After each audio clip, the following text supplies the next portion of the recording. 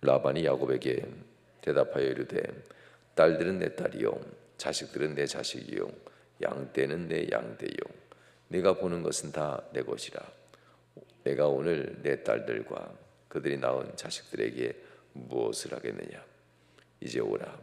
나와 네가 언약을 맺고 그것으로 너와 나 사이에 증거를 삼을 것이니라.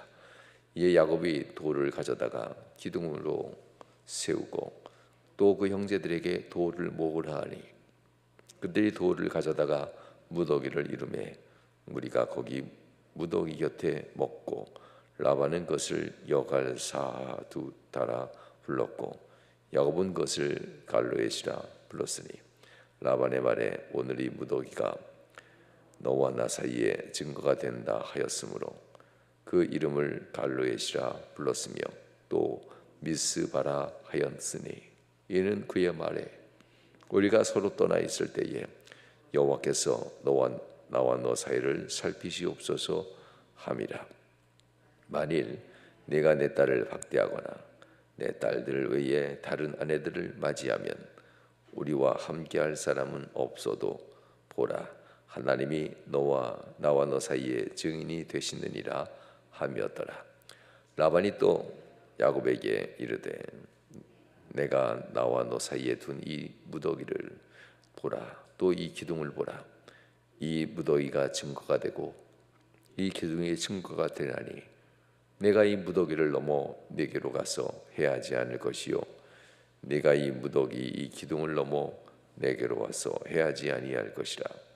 아브라함의 하나님 나홀의 하나님 그들의 조상의 하나님은 우리 사이에 판단하옵소서 하매 야곱이 그의 아버지 이삭을 경외하는 이름을 가리켜 맹세하고 야곱이 또 산에서 제사를 드리고 형제들을 불러 떡을 먹으니 그들이 떡을 먹고 산에서 밤을 지내고 라반이 아침에 일찍 일어나 손자들과 딸들에게 입맞추고 그들에게 축복하고 떠나 고향으로 돌아갔더라.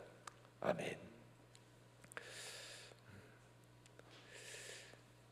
오늘은 라반이 야곱과 더불어서 언약을 맺어 증거를 삼는 이야기가 본문에 나옵니다. 야곱은 돌기둥을 세우고 그리고 야곱의 아들들 그리고 라반의 아들들이 돌기둥 사이에 그 앞에다 또 돌무더기를 갖다 쌓아 놓습니다. 그래 놓고 이 무더기라는 거죠. 증거의 무더기, 이 무더기를 미스바라라고 합니다. 이 증거의 무더기를 통하여서 하나님이 우리 둘 사이를 살피시리라라는 뜻으로 외쳤던 단어인데요. 미스바라는 단어를 여기서도 사용합니다. 라반은 이렇게 야곱과 더불어서 언약을 맺습니다. 쉽게 얘기하면 그동안에 있었던 불신을 종식시키고 서로 화해하자라는 이런 의미입니다. 야곱도 반겨하는 얘기고요. 라반도 이제 이렇게 할 수밖에 없는 상황이 되었다는 것을 얘기하죠. 지난번에 말씀드린 것처럼 라반은 하나님의 이 무서운 엄한 경고를 듣고 꼼짝없이 하나님의 뜻대로 할 수밖에 없었죠. 그래서 오늘 본문에서 43절 마지막에 보면 내가 무엇을 하겠느냐라고 합니다. 여기 있는 딸들도 다 내 딸이고 여기 있는 자식들이 다 나의 자식들인데 내가 너에게 무엇을 하겠느냐. 그동안에 야곱을 해하고 야곱의 것을 빼앗으려고만 생각했던 이 라반, 사람들이 있어서 서로 경쟁 상태가 되면 생각하는 것이 결국 경쟁 상대가 무너지길 바라고 경쟁 상대보다는 내가 더 잘 살거나 승리하길 바라죠. 라반은 야곱을 왜 그렇게 생각했을까요?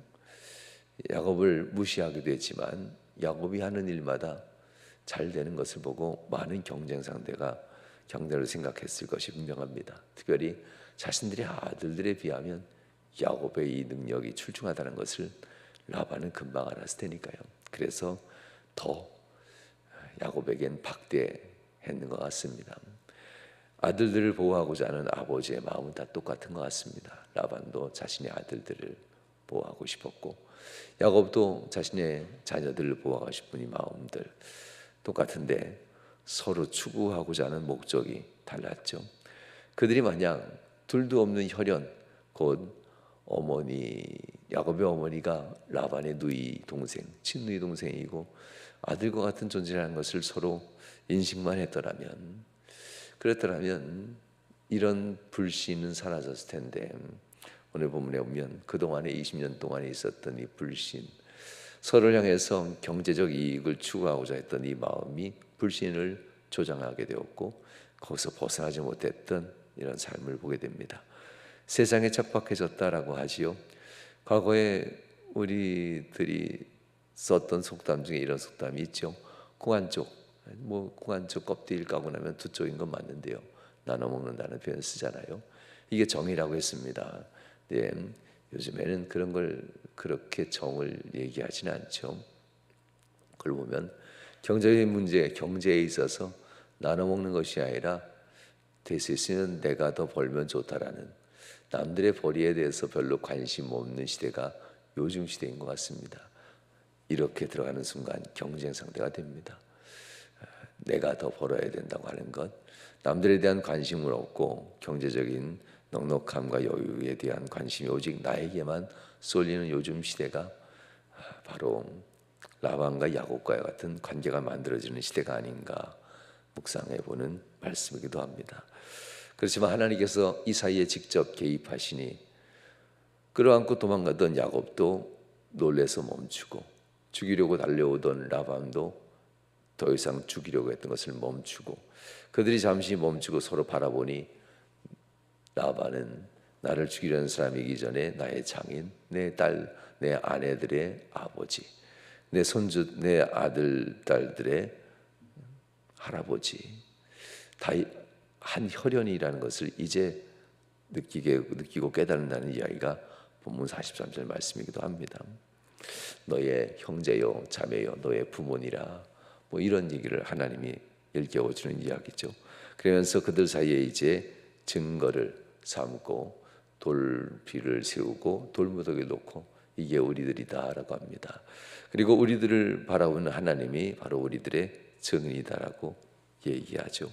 본문에서 이렇게 야곱과 라반은 서로의 삶을 위해서 화평의 관계로 만들어가는 것을 보게 됩니다. 그러면서도 이 화평 관계를 만드는 삶 속엔 법적인 분명한 계약 관계를 만들어냅니다. 사람들이 증거가 되는 것도 대단한 위력이 있는데 그들이 하나님 앞에서 서로 증거를 삼습니다. 곧 하나님이 이 계약을 위반한 자를 하나님이 심판하시리라라는 이런 의미입니다. 라반도 하나님을 두려워했고 결국 야곱도 하나님 없이는 못 사는 사람이라는 것 우린 잘 알죠. 들쑥날쑥 하더라도 들쑥날쑥했지 딴 데 가지는 않았단 말입니다. 그가 곧 하나님 품에서 이리 갔다 저리 갔다 한 것이지 다른 데로 다른 것을 품지는 않았던 인생인 것을 우린 또한 기억하게 됩니다. 그래서 결국 둘 다 하나님을 두려워하는 사람이었기에 하나님 우리 사이에 판단하시리라라는 이 모습을 보면서 서로에 대한 언약이 확실하게 세워진다는 것을 보게 됩니다. 우리의 인생을 살면서 때로는 서로가 서로 나 혼자 사는 것이 아니라 둘, 셋, 넷 공동체라고 하죠. 때로는 사회 구성원으로 살기도 하는데요. 우리가 종종 내가 신뢰받기 위해서 행동해야 되는 것, 남이 날 믿어주는 것도 참 좋은 방법 중에 하나지만 내가 남으로부터 신뢰받기 위해서 어떤 적극적인 행동을 취하고 있는지, 나만 올바르면 괜찮아 언젠간 믿어주겠지 괜찮은 것처럼 보이지만 이런 사람을 무책임한 사람이다라고 표현합니다. 자기 방식대로 자기가 원하는 대로 세상에 돌아가길 바라는 사람들이라고 표현하는 거죠. 예수 믿는 사람이라면 좀 더 적극적으로 자기를 신뢰할 수 있도록 노력하는 것도 매우 중요한 것 같습니다. 라반이 와서 라반이 언약을 맺자 하지만 이 언약에 대한 적극적인 행동은 야곱이 합니다. 돌비를 세우고 그리고 나서 돌무더기를 모아놓는 이 적극적인 행동들, 내가 당신을 두렵게 만들었습니다, 죄송합니다 하면서 여기 돌비와 돌무더기를 내가 벗어나지 않고 이 돌무비와 돌무더기를 보면서 당신을 공격하려고 했던 내 마음을 이제부터는 내려놓겠습니다. 야곱은 도망가는 것처럼 보였지만 야곱도 여차하면 라반을 공격하려는 마음도 담겨져 있었다는 것을 보게 됩니다. 그래서 야곱이 그 마음 속에 있었던 공격하려는 마음, 경쟁 상대로만 생각했던 이 마음을 내려놓고 당신을 내 아버지로, 내 자녀들을 당신의 자녀들로 내가 그렇게 다시 한번 인정합니다라는 이 솔직한 고백을 하는 내용인 것을 보게 됩니다. 사랑하는 여러분, 라반의 이 마음도 중요하지만 야곱의 이 자세도 매우 중요한 변화 중에 하나입니다. 인생을 살면서 경쟁 상대로만 생각하면 끊임없이 싸움이 계속 일어나게 되는 것이 야곱의 험악한 세월이라는 고백입니다. 또한 야곱에게 있어서 라반은 의무를 요구합니다. 이런 의미죠. 아버지들이 다 똑같은 의무를 요구하는 것 같아요. 사위들한테. 50절에 보면 이렇게 얘기합니다. 만약 내가 내 딸을 박대하거나 내 딸들을 외에 다른 아내들을 맞이하면 우리와 함께할 사람은 없어도 보라, 하나님이 나와 너 사이에 증인이 되시느니라.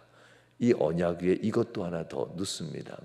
서로 화해하자, 공격하지 않고 서로 우린 한 식구야. 화해 언약 위에 또 다른 언약은 한 식구이기에 너는 내 딸들을 박대하지 마라. 내 딸들을 위해서 너는 의무를 다해라 라는 거죠. 끝까지 그들을 행복하게 살도록 해줘야 한다. 그리고 나서 딸들 외에 다른 아내를 맞이하는 것을 금하는 것 내게 언약해라. 이렇게 얘기하는 내용이 본문의 말씀입니다. 그 무서운 아버지도 결국엔 마음속에 딸들을 생각하는 마음이 있다는 것을 보게 됩니다. 이런 모습을 보면서 우리는 종종 가장으로서의 의무, 라반이 요구하는 것처럼 보이지만 이건 이미 이는 내 살 중에 살이요 뼈 중에 뼈로다 하면서 하와를 맞이할 때 그들이 서로 부모를 떠나여 하나가 되었다, 한 몸이 되었느니라 하면서 그들이 한 가정을 이루는 책임적 존재라는 것을 하나님은 이미 창세기 3장에서 말씀하셨습니다. 이 라반이 얘기하는 것들은 보이지만 하나님이 야곱에게 명령하는 말씀이기도 합니다. 그렇게 시기하게 만들고 싸우게 만드는 야곱의 이 모습 말고 서로 정말 진심으로 아내를 사랑해서 아내들이 시기하게 만들지 말아라. 너는 정말 진심으로 아내를 사랑해서 아내들이 이렇게 혼란스럽게 만들면 안 된다라고 하는 하나님 앞에서의 언약이기도 합니다. 성도 여러분, 우리가 한 사람으로 곧 가장으로서 가정을 지키기 위해서 평생 기억해야 될 의무사항은 뭘까? 내가 남편으로서 아내를 맞이했는데 이 아내를 위해서 내가 평생 감당해야 될 그 의무사항을 나는 어떻게 가지고 있나? 하나님은 이렇게 말씀하시는데 나는 어떤 마음인가에 대한 이런 모습도 오늘 말씀을 통해서 묵상해야 될 것 같습니다. 이렇게 야곱이 이를 준수한다면은 준수하는 마음으로 이제 서로 언약을 맺습니다. 52절 말씀. 이 무더기가 증거가 되고 이 기둥이 증거가 되나니 내가 이 무더기를 넘어 내게로 가서 해하지 않을 것이요 내가 이 무더기 기둥을 넘어 내게로 와서 해하지 아니할 것이라. 그러면서 마치 이삭과 같은 고백을 나홀이 이 라반이 합니다. 이렇게 고백하죠. 아브라함의 하나님, 나홀의 하나님, 그들의 조상의 하나님은 우리 사이에 판단하옵소서. 이렇게 라반이 하나님의 이름을 부르고 그의 잃어버렸던 신앙을 고백하는 장면이 나옵니다. 이 모습을 보면서 잠시나마 라반도 세상으로 떠났던 그 마음 정리하면서 하나님을 바라보지만 중요한 것은 55절 마지막 절에 보면 그들을 떠나 고향으로 돌아갔더라. 라반은 다시 하란으로 돌아간다는 겁니다. 하란으로 돌아가는 순간 라반은 옛 속성을 다시 회복하게 되게 됩니다.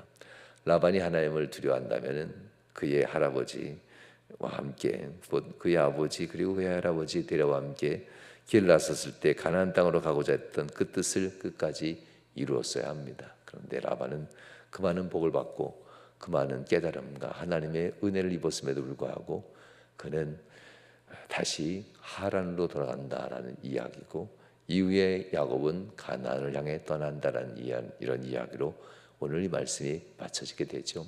사랑하는 성도 여러분, 인생을 살면서 우리의 입술의 고백이 매우 중요합니다. 고백이 우리의 삶을 만들어내지요. 그러나 입술의 고백보다 더 중요한 것은 발이 향하는 방향입니다. 어디로 향하는가? 그의 아버지 죽은 나홀이 죽은 가나안이 아닌 그의 아버지가 죽은 하란으로 향하는가? 아니면 가나안으로 향하는가? 이게 매우 중요합니다. 언약을 받고 능력의 사람이 됐다 할지라도 하란에 있으면 별거 없는 사람입니다. 야곱에 대해서 하나님께서 끊임없이 복을 주면서도 거기서는 안 돼 하면서 내가 너를 끊임없이 영원히 복 주는 사람이 되길 원한다면, 너는 끊임없이 내 영혼이 내 삶이 되길 원한다면 떠나라, 가나안으로 돌아오라 라는 하나님의 메시지가 오늘 말씀이기도 합니다.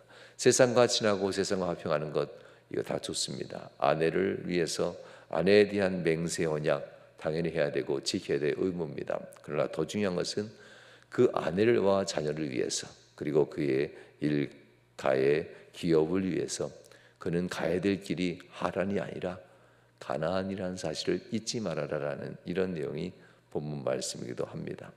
야곱은 54절에 이렇게 행동합니다.